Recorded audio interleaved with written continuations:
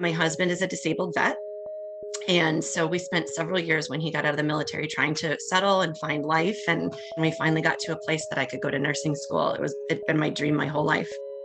And about a year later, COVID hit.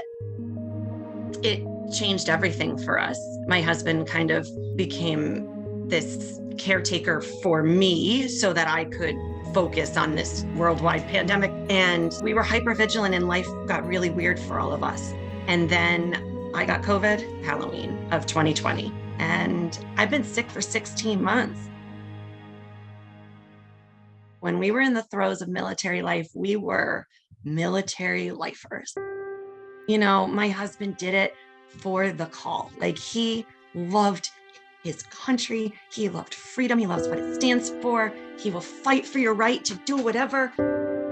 I think that, the 2016 election was a good catalyst for change in our house.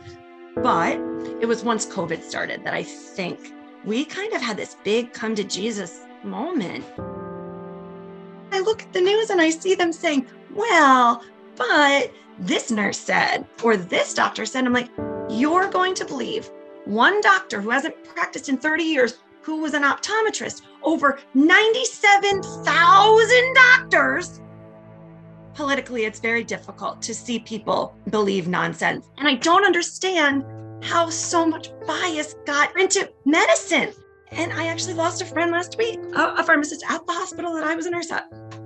She started saying, like, the real pandemic is masks. The only long-term issue is the damage from the masks. And like, I'm trying so hard not to lose my crap, but like, what am I supposed to say? My kids are suffering, and I've watched my life just flit away over a stupid freaking virus, and people won't even put on a damn mask, and they're trying to say that the mask is what's causing the damage. Like, what kind of nonsense gymnastics are you coming up with for this?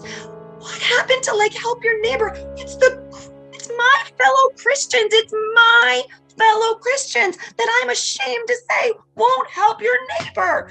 Put on a mask, stay home. Like, my own community, they all cheered me on to become a nurse. They all rallied behind me. And then in the beginning of the pandemic, it was like, you're such a hero, this and that. And now I say how bad things are. My entire family has long haul COVID. They just disappeared.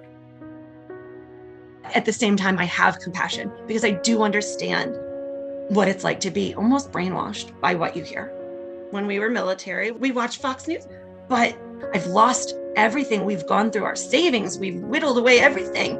And I get so mad because then there's people out there still saying, oh, don't help them out because somebody's going to take advantage. It's like they can't see what we're going through, because to see what we're going through would mean that there's a possibility that that happens.